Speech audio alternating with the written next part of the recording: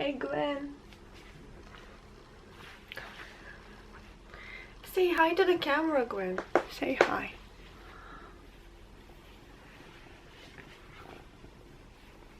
Oh gosh. Hi guys, welcome back to my channel. I'm Lesia and today I have a life update to share with you and also a huge book Unhaul. So let's get into it. So the big life update is me moving to the Netherlands to finally live with my boyfriend.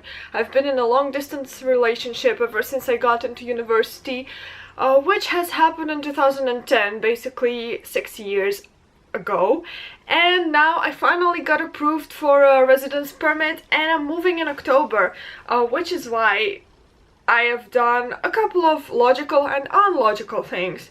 The unlogical thing, let's get that out of the way first. I got an Abyssinian kitty called Gwen, and she's not happy to be in the shot right now, although she's very photogenic and yeah, usually steals all the attention to herself.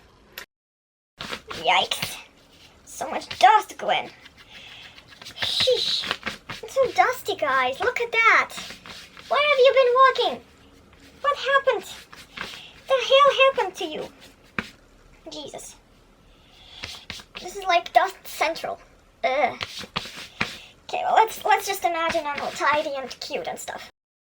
Anyway, the second thing is, since we all have space limitations, I have to decide which books I'm keeping and which books I'm sending over to Amsterdam, where I'm going to be living, and which books I'm getting rid of. So I've made a pile of books that I've read, which I would like to give away or sell or something along those lines. And those are the books that I will be showing you today. So, let's get started. So the first book that I would like to show you is this one. It's by George R. R. Martin and it's quotes by Tyrion Lannister, and it's a really cute edition. It's full of quotes, as you can see, and yeah, that's the one page that's not a quote. Here. Alright, so something along those lines, and it's a pretty short book and it consists of Tyrion's quotes from all of the books.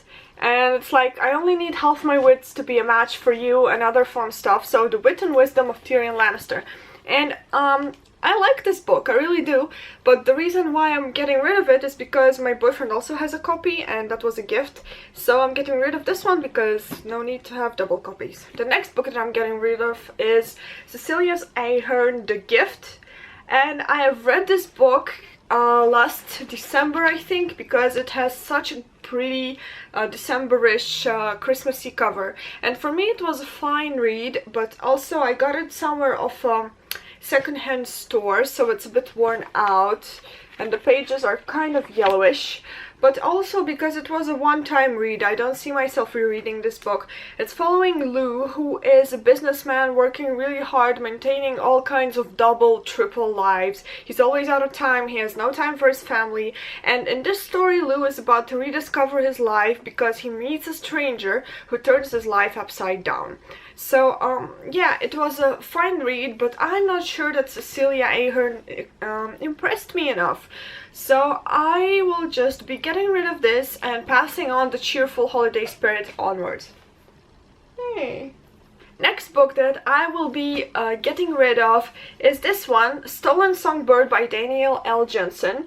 Take a look at the cover.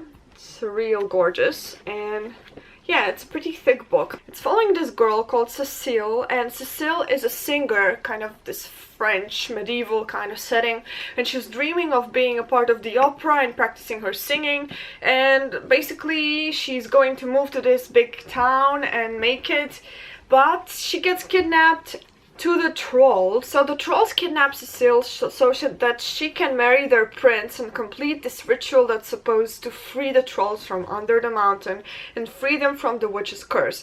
And this is the first book in a trilogy of 3. Maybe I didn't quite enjoy this as much as I had hoped to, because I had very high expectations for it, but I really read it quite quickly. It had funny moments. It has this very nice trope that I really enjoy in books, talking about a girl that hates a boy, the boy that doesn't get the girl, he doesn't get what she's thinking, but then they still get together and they still enjoy each other's company. I gave this 3 stars, but I really think that for fans of fantasy, you might really get to enjoy this book a lot.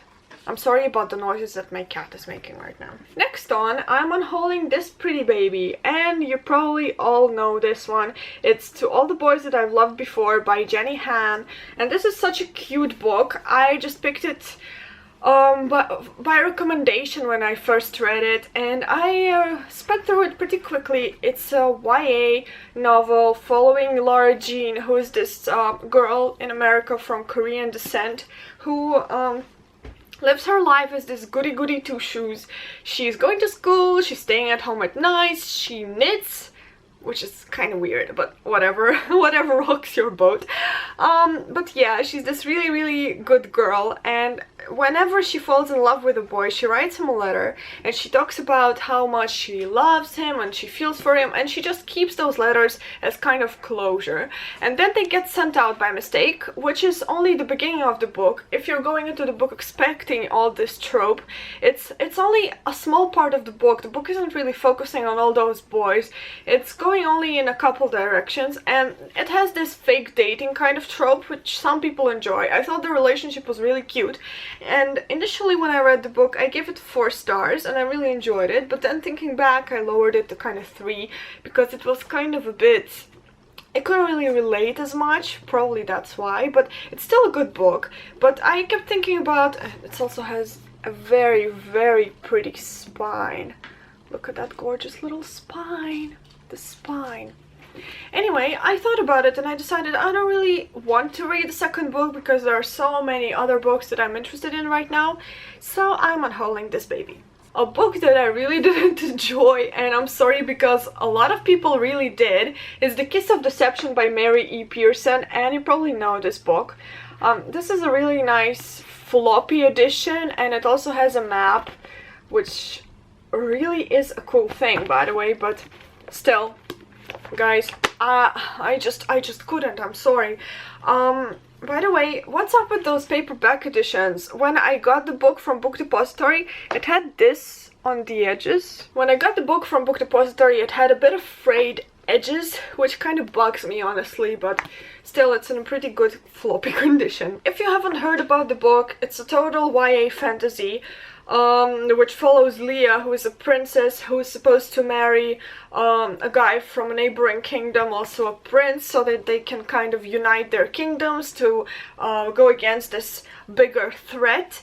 And Leah is 16, she's not happy with the way this goes. She's like, okay, forget it, I don't want to marry for political reasons, I want to build my own destiny, I want to do my own thing. So she leaves the kingdom, she escapes, and she becomes this barmaid in this middle of nowhere town. And this is where the story kind of picks up, almost. Well, the story focuses on Leah trying to barmaid and do all her own thing, and the prince, who got kind of stood up, because he also didn't really want the marriage, but he was like, okay, she stood me up, I'm curious, who the F is this girl? I want to see what she's capable of. And an assassin who's kind of hired to kill this annoying Princess Leia, because, I don't know, political reasons, doesn't really get a good explanation in the first book. So there are 3 perspectives for fans of multiple perspectives, and they all clash in the same town, and at first you don't really know which boy is which, like who's the assassin, who's the prince.